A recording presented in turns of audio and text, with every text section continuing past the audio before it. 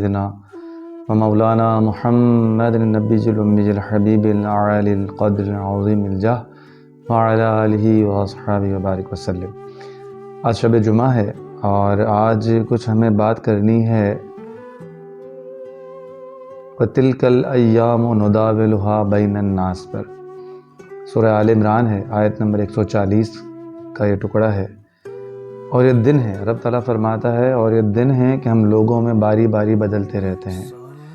آج ہمارے پاس تھوڑا سا پیسہ آ جاتا ہے، تھوڑا سا پاور آ جاتا ہے، کوئی مسند مل جاتی ہے، کوئی عہدہ مل جاتا ہے، کوئی منصب مل جاتا ہے، تو ہم اتنا تکبر کے اندر مبتلا ہو جاتے ہیں کہ سامنے والے کو کچھ سمجھتے ہی نہیں ہیں۔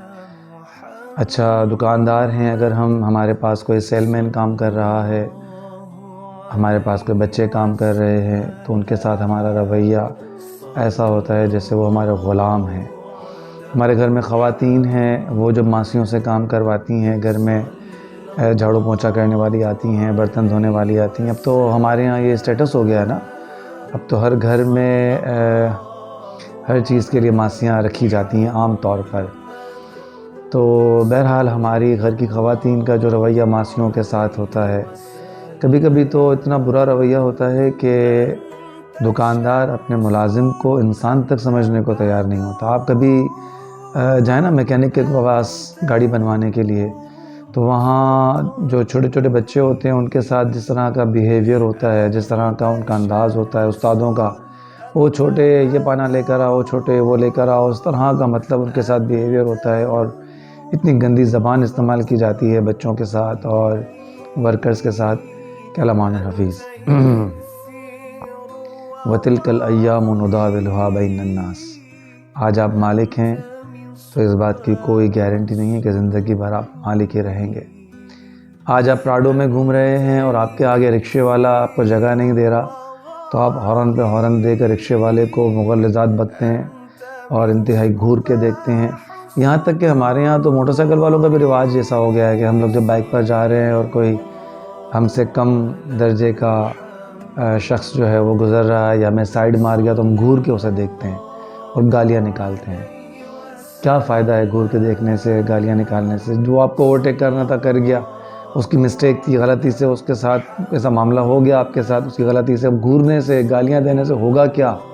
کیا وہ ریورس ہو جائے گا؟ کیا آپ کو جو ہٹ ہوا ہے کیا وہ ریورس ہو جائے گا اور آپ اس ہٹ سے بچ جائیں گے؟ نہیں بچ سکیں گے۔ ایک عالم صاحب تھے، بیان کر رہے تھے، انہوں نے کہا کہ میں اپنی گاڑی میں جا رہا تھا، میں نے دیکھا کہ کار والا اپنی کار میں سے اترا اور رکشے والے کو اس نے اتنا برا مارا کہ رکشے والے کی ناک سے خون نکل آیا، لیکن پھر بھی اس کا غصہ نہیں کم ہو رہا تھا اور مستقل گالیاں دیے جا رہا تھا رکشے والے کو اور بے انتہا گرم تھا۔ ان عالم صاحب نے کہا میں گاڑی سے نکلا اور اس گاڑی والے کو میں نے کہا کہ میرے بھائی مجھے ایک بات کا جواب دے، اگر اس رکشے والے کی جگہ کسی آرمی آفیسر کی گاڑی ہوتی تو کیا اس وقت بھی تو اس طرح غصہ کر سکتا تھا؟ کیا اس وقت بھی تیری زبان اس طرح چلتی؟ وہ خاموش ہو گیا اور اسے احساس ہو گیا کہ واقعی یہ بات بڑی زبردست کر رہے ہیں اور دل پر لگی وہ بات۔ ترکی میں جو بھی حالیہ زلزلہ آیا، ایک صاحب نے بتایا کہ ایک مالک مکان اپنے کرایہ دار کو تنگ کر رہا تھا، کرایہ بڑھاؤ ورنہ میں گھر خالی کر دوں گا۔ جس دن زلزلہ آیا اس سے ایک رات پہلے وہ مالک مکان اپنے کرایہ دار کے گھر جاتا ہے اور الٹیمیٹم دے کر آتا ہے کہ 24 گھنٹے کے اندر آپ نے کرایہ اگر نہ بڑھایا، میرا مقررہ ڈیمانڈ کا کرایہ اگر آپ نے نہ دیا تو آپ گھر خالی کر دینا ورنہ میں گھر کا سامان اٹھا کر باہر پھینک دوں گا، اور 24 گھنٹے کا ٹائم دیا۔ وہ بیچارہ غریب آدمی تھا، ہاتھ پاؤں جوڑ رہا تھا، میرے پاس پیسے نہیں ہیں، میں نہیں کر سکتا، میں ملازمت پیشہ آدمی ہوں۔ واقعی بہت مشکل ہوتا ہے، انتہائی مشکل ہوتا ہے ملازمت پیشہ آدمی کے لیے کرایہ نکالنا، بجلی کے بل نکالنا، گیس کے بل بھرنا، بچوں کی پڑھائی کی خرچے، گھر کے خرچے، اور اس کے بعد بھی بیگم کا اعتراض والا منہ دیکھنا۔ یہ انتہائی تکلیف دہ مراحل ہوتے ہیں اس ایک ملازمت پیشہ آدمی کے لیے۔ ترکی میں بھی ایسا ہی ہوا، مالک مکان اپنے کرایہ دار کو دھمکی دے کر چلا گیا اور جس رات وہ دھمکی دے کر گیا ہے اگلے ہی دن زلزلہ آیا، اور اس زور کا زلزلہ آیا کہ سب ملیا میٹ ہو گیا۔ وہ مالک مکان جو اپنے کرایہ دار کو سامان باہر نکال کر پھینکنے کی دھمکی دے کر آیا تھا، اللہ نے اس کے مکان کو زمین کے برابر کر دیا۔ اور سنیے ایک بات اور، کہانی یہی مکمل نہیں ہوتی۔ تلک الایام نداولها بین الناس، یہ آیت اگر ہم اپنے ذہن میں بٹھا لینا تو قسم خدا کی کبھی بھی ہمارے دل میں غرور و تکبر نہ آئے۔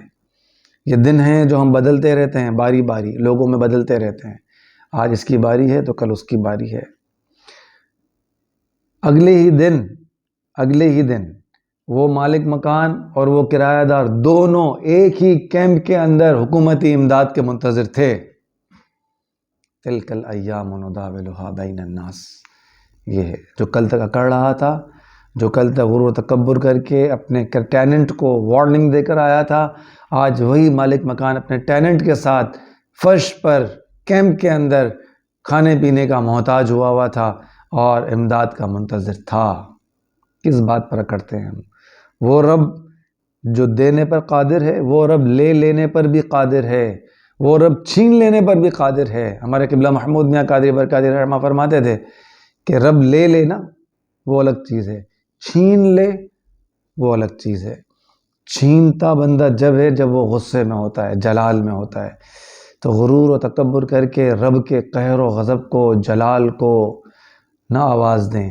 رب میں جو نوازا ہوا ہے آپ آگے نوازتے رہیں، اور جو آپ کے گھر میں ملازم کام کر رہے ہیں، آپ کے گھر میں جو آپ کے دکان پر جو ملازم کام کر رہے ہیں، آج میں ایک بھائی کے پاس گیا، دکاندار کے پاس، تو بڑی اچھی بات انہوں نے کہی کہ ہمیں نہیں پتا کہ ہم کس کے نصیب کا خار ہیں، ہمیں نہیں پتا کس کے نصیب سے ہمیں مل رہا ہے، کس کا نصیب کی وجہ سے رب تعالیٰ راضی ہے اور ہم اپنے گھر چلا رہے ہیں۔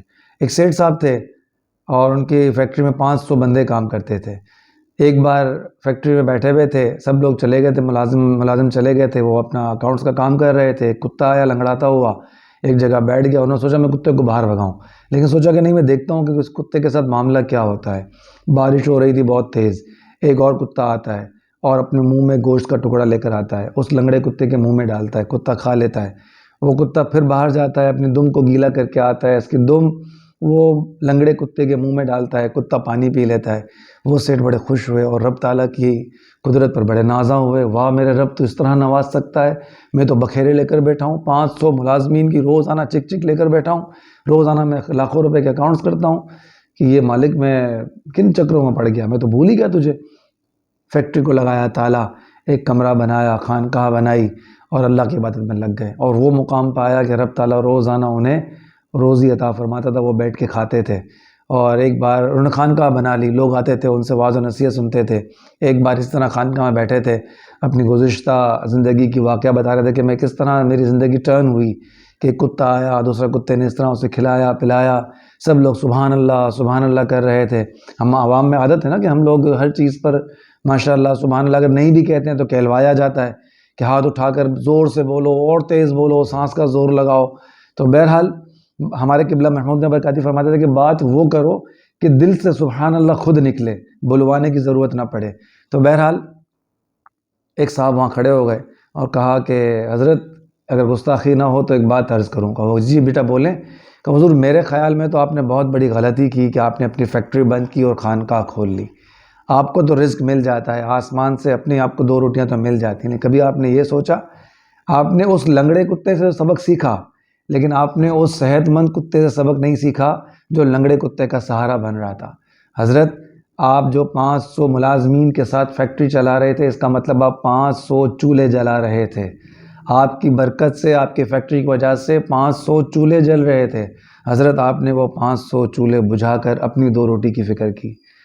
وہ ایسی چوٹ لگی ان کی اس بات پر، انہوں نے کہا واقعی بات تم نے بہت زبردست کہی ہے بیٹا، جزاک اللہ، تم نے میری اصلاح کی۔ خانقاہ کو تالا لگایا، فیکٹری کے تالے کھولے، 500 ملازمین کو پھر بلایا اور فرمایا کہ رب تعالیٰ کو تو جہاں بھی چاہیں یاد کر سکتے ہیں، ضروری تھوڑی رب تعالیٰ تنہائی میں ہی ملے، رب تعالیٰ تو فیکٹری میں کام کر کے بھی مل سکتا ہے۔ تو بھائیو بات ساری یہ ہے کہ رب کی رضا میں جگ کی رضا ہے۔ ہم دنیا کو راضی کرنے کے چکر میں رب کو بھول جاتے ہیں۔ رب راضی کر لیجئے، سب راضی ہو جائیں گے۔ اللہ تعالیٰ ہمیں اپنے رب کو راضی کرنے کی توفیق عطا فرمائے۔